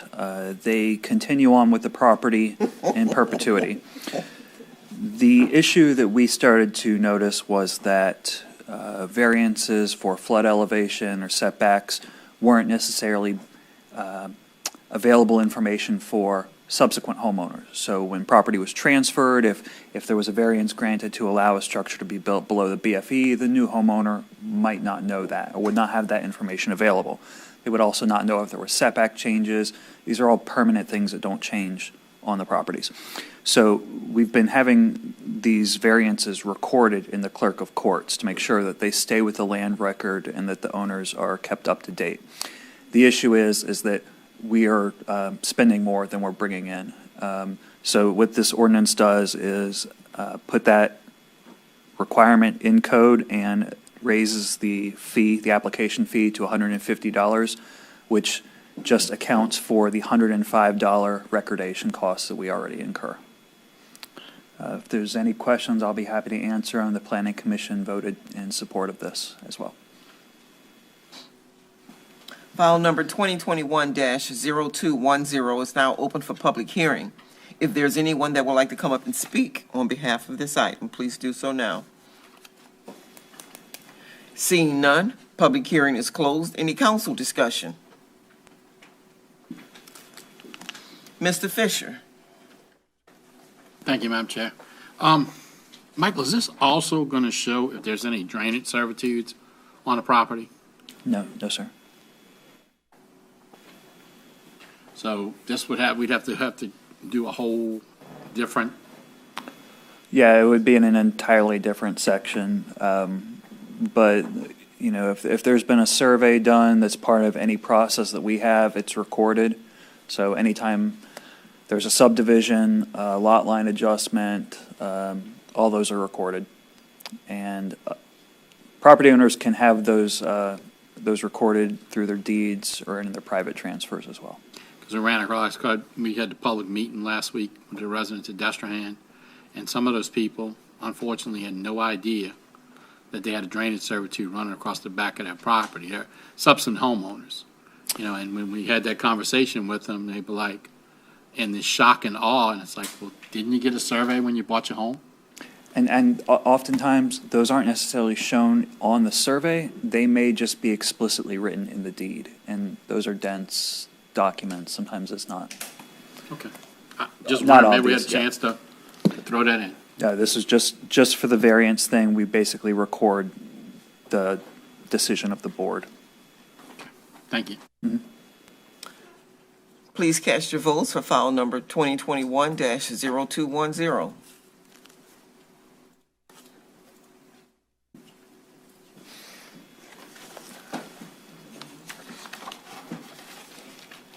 And that passes unanimously. File number 2021-0211, an ordinance to amend the St. Charles Parish zoning ordinance of 1981, Appendix A as amended, Section C, in order to permit transmission towers in the OL zone as a special exception and in the R-1A, R-1AM, R-1B, R-1M, and R-2 zoning districts as a special permit use. Mr. Albert. Thank you, Madam Chair. This ordinance establishes a review process and a public hearing process for transmission towers in most of the single-family residential zones that would go through Planning Commission as a special permit and in open land as a special exception, which is approved at the director's level. Currently, these are treated as accessory structures, and there have been issues with concerns about safety, whether they are obnoxious to neighbors and other difficult things that our code just doesn't explicitly deal with. So what we establish here is a process that does provide a pathway, but also make sure that all the neighbors receive notice and that the Planning Commission gets to evaluate it based on neighborhood criteria. And for the open land portion, we set that as a special exception because we had the expectation that farmers or anyone actually working their land might have some kind of communication towers or timing broadcast towers for their equipment, which is why we didn't intend to put them through the larger process. Thank you. File number 2021-0211 is now open for public hearing. If there's anyone who would like to come up and speak on behalf of this item, please do so now. Please state your name and address for the record. You have 3 minutes. Russell Teste, 14815 Old Spanish Trail in Parity. I'm here to oppose this. If you look at zoning plans since 1981, the open land districts, the borderlines were drawn next to residential.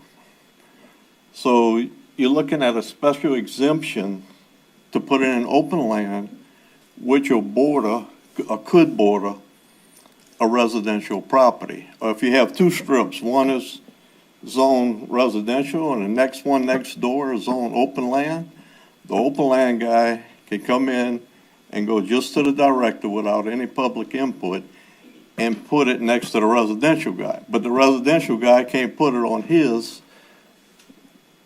without getting a public hearing and going through the whole process. So if you look at open land districts, it's low intensity, created for farming. You have recreational parks, light intensity. As Matt said earlier, the cowboy crossings, the buffer zone between Montana and the residents. If you look at a lot of industry, the buffer zone is open land. Ama, St. Rose, there's other areas in a parish where these buffer zones are not developed, and it's open land because of the neighboring residential. I think the ordinance should stay the same, where the neighbor has a say-so in it. Let them go through the process, whatever the zoning is next to them, and don't turn the people's voice out. Let the people have a say-so. Since the 80s, I recall there were many times at public hearings where the public got to come in and voice their opinion against these towers. Unless you live by one, you don't understand what happens. Yeah, we drive by and we see these towers, don't think twice about it. But if you live next door to it and it's bordering your property, you can have problems.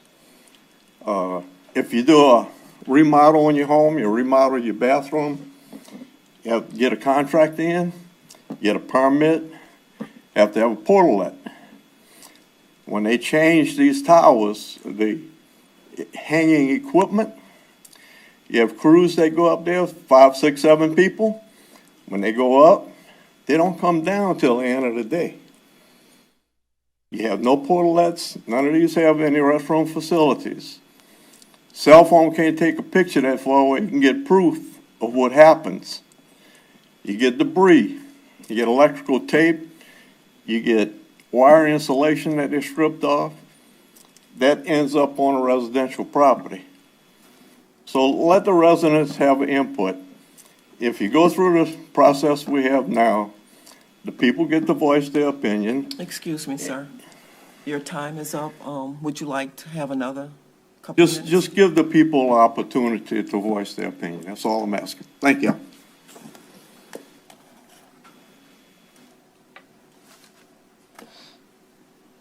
Any further public hearing? Anyone else would like to come up and speak? Please state your name and your address for the record. 3 minutes, please. My name is Erin Christian. I live at 123 Allison Drive in Luling. I've gone through the process of being a resident in a residential area where the planning and zoning, I had to go through the process of going to a variance board. I had to hire a private lawyer to then go through this process with a neighbor who put up a 35 to 40 foot tower in my back, in catty corner to my backyard, which was 22 feet from my property line. The fall radius would have taken out my pool had it fallen. He didn't get a permit, all of these things. So I've gone through this process. I would like for you to take into account whatever way we can do this properly for both myself as a neighbor and him as a neighbor to come to an agreement of doing it the right way and making sure that the planning and zoning is up to date and what they need to be. Is because this has been a long, hard process. It's cost a lot of money, hard feelings and things like that. And I think we're trying to move in the direction of that.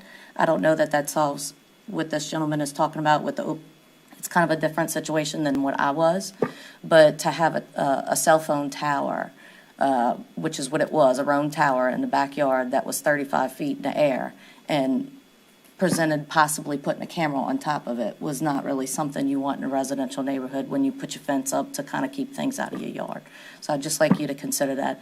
I'm assuming, for talking with them, that this is, to get a special permit would have kind of probably eliminated that process from my situation. So I'd like for you to consider that as well.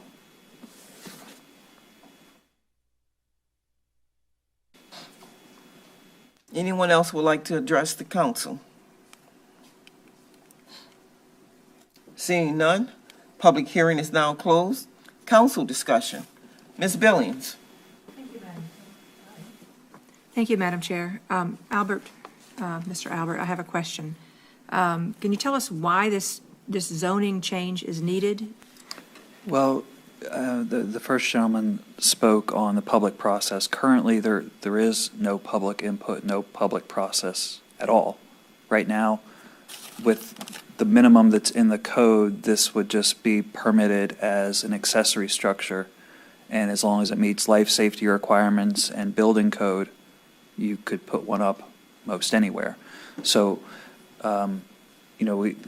we tried to find a solution that wasn't simply prohibiting them entirely, which was the alternate was saying, they're not allowed at all. But we broke it down to the most important thing was whether these were appropriate for the neighborhood that they were going into. And the special permit process is the best way to do that. It makes sure that notice is posted, neighbors get a mailing sent directly to them, and the planning commission gets a report and weighs all of this in the balance. Mm-hmm. The special exception, if we have no objection to that being shifted to a special permit as well. We were just trying to use the lightest touch that we could in creating a regulation. So, but we could have a situation where it's not just at a director level, but actually open for public comment for the transmission towers on open land, correct? Yes, and you would just have to change one word in this ordinance to do that. And that's something that you would be open to do? Yes. I have no objection to it. I think we could do it here. Well, we'd have to go back to planning commission. The same thing. They said you want to change it, or to state that it's not a substantial change, or asking if it is a substantial change. Is probably what they're discussing now.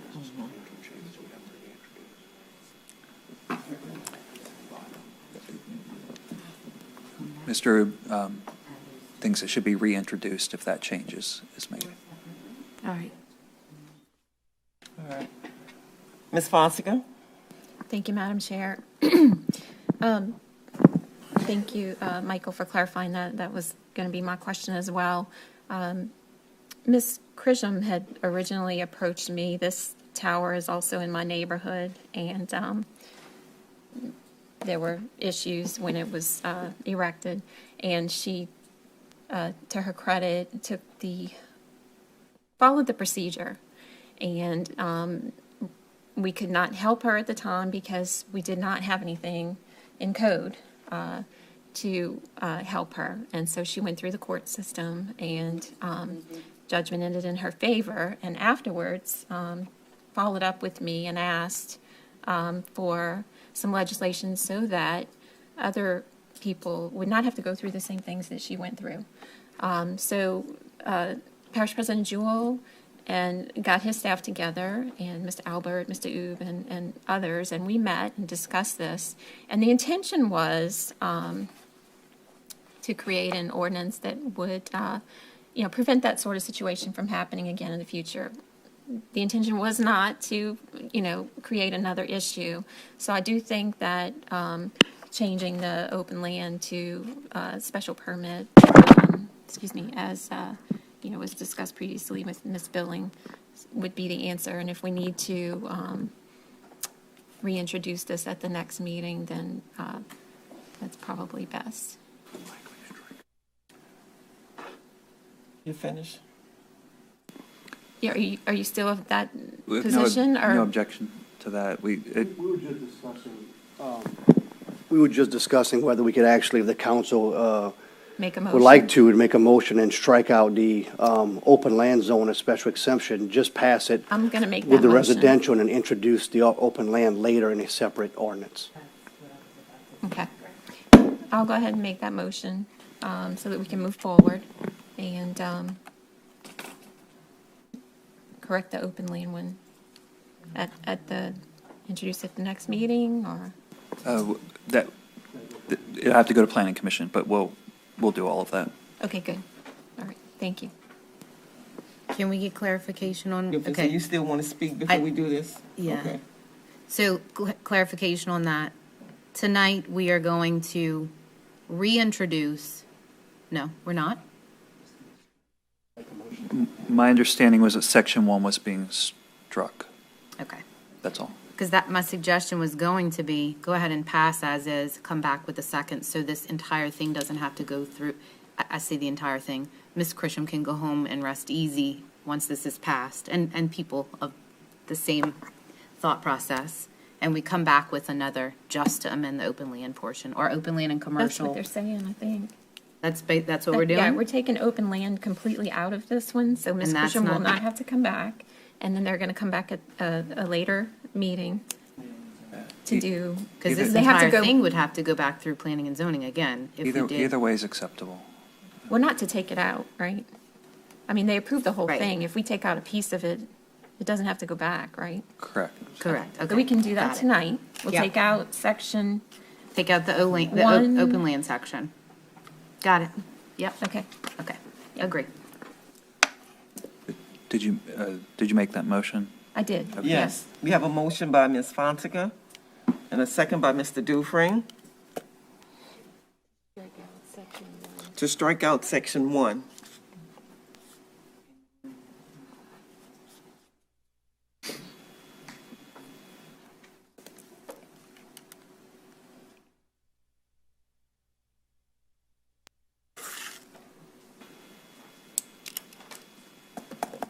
Please cast your votes. Can you confirm with Corey that the summary is okay? Because it mentions open land as well. Corey, we want to confirm with you that this section,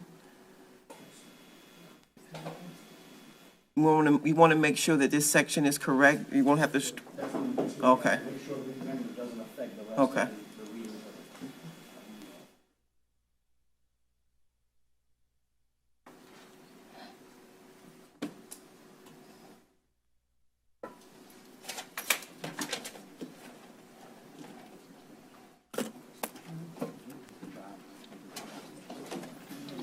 Correct. If you strike out section 1 as well as the wording in the beginning, whereas it's dealing with the open land, I think everything would be okay. Say again, say it. If you would amend to strike out any references to the open land, which includes in the whereas provisions and in section 1, based on Mr. Albert and I's discussion, it does not appear that it would affect the rest of the section, including section 2, 3, 4, 5, and 6. Thank you.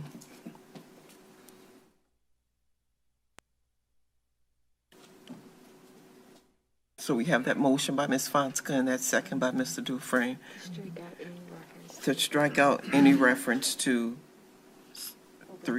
open land.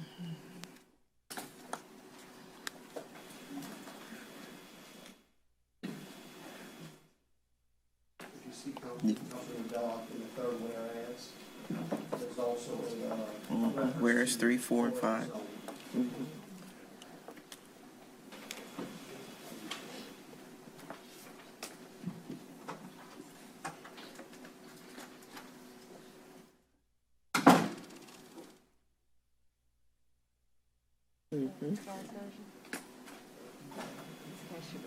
Please cast your votes to accept the revised version.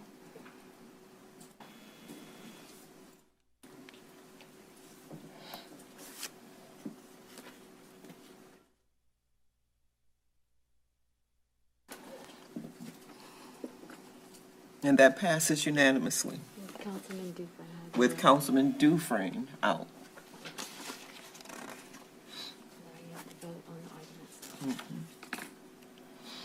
So now, cast your votes for file number 2021-0211.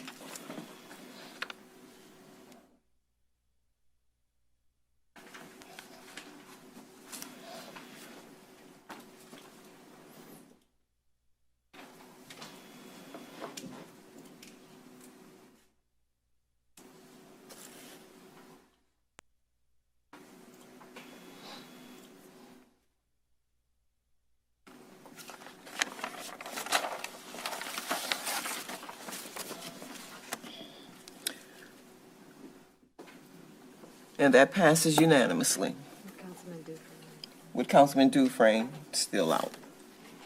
Resolutions. Item number 2021-0217, a resolution in support of resuming federal offshore leasing in the Gulf of Mexico. Mr. Jewell. Oh, he's not here.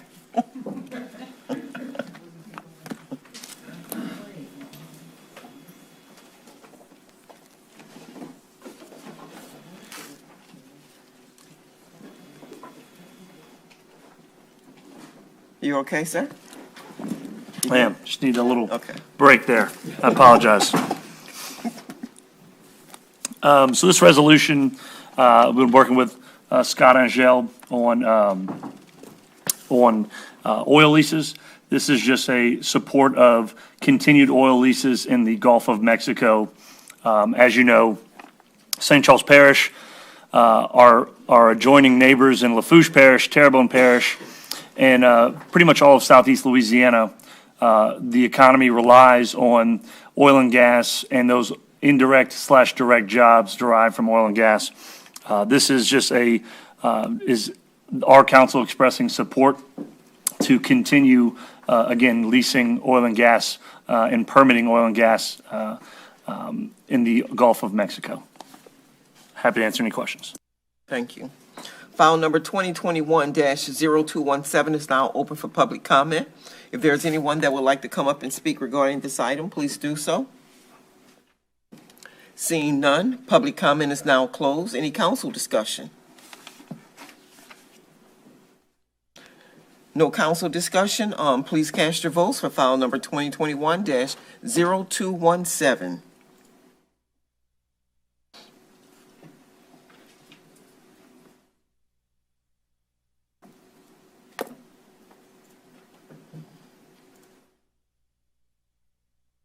And that passes with Ms. Perrier out.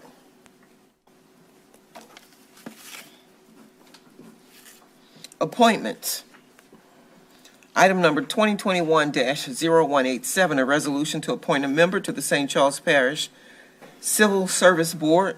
Council will confirm nomination for appointment submitted by the parish, submitted by the president of Tulane University due to the expiration of the term of Ms. Sarah Champion, Home Rule Charter, Article 3, Section C5B 3, 3-year term to begin immediately and expire August 1st, 2024. Nominee is Ms. Sarah Champion. Please cast your vote to confirm the appointment of Ms. Sarah Champion to the Civil Service Board.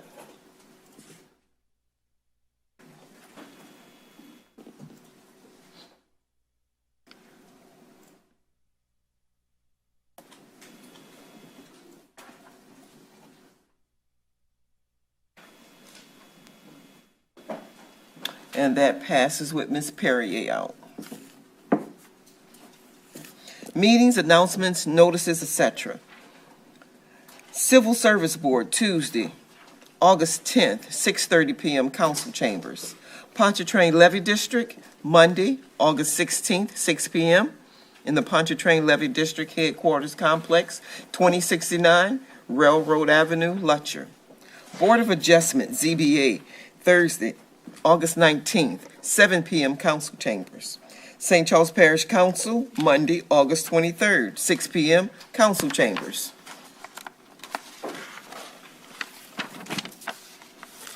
Announcements. Important dates for the October 9th, 2021 election.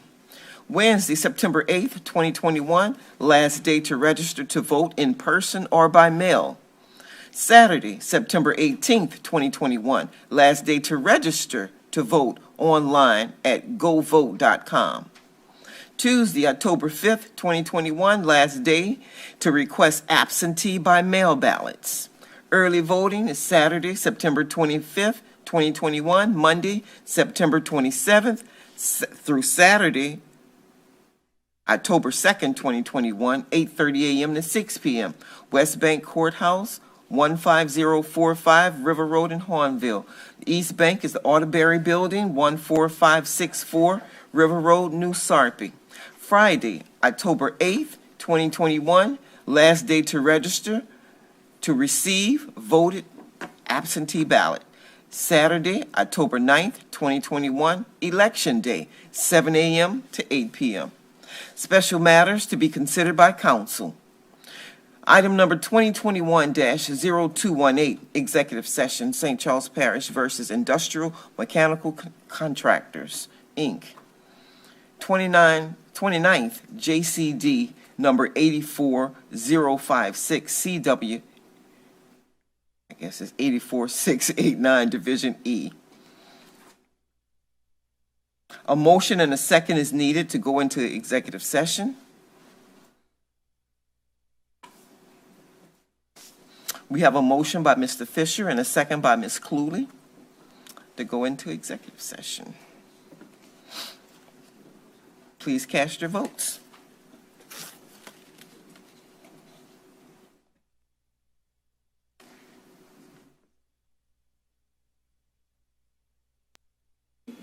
And that passes with Ms. Perrier out. We are now in executive session.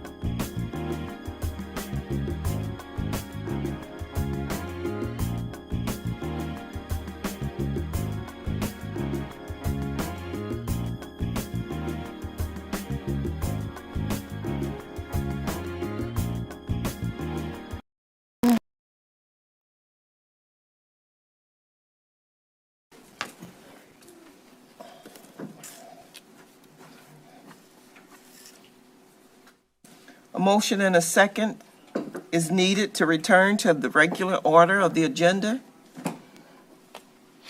We have a motion by Mr. Fisher and a second by Ms. Perrier. Please cast your votes to return to the regular order of the agenda.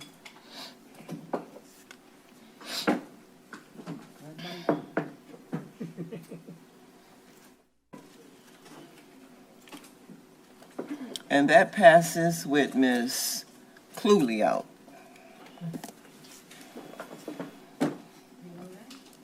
File number 2021-0218, St. Charles Parish versus Industrial and Mechanical Contractors, Inc. 29th JDC number 84056, CW 84689, Division E was discussed in executive session.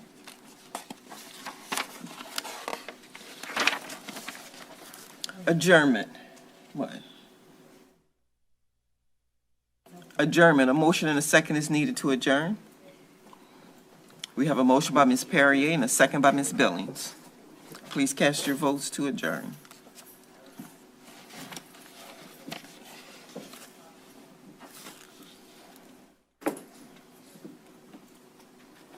And that passes with Ms. Cluley out as well.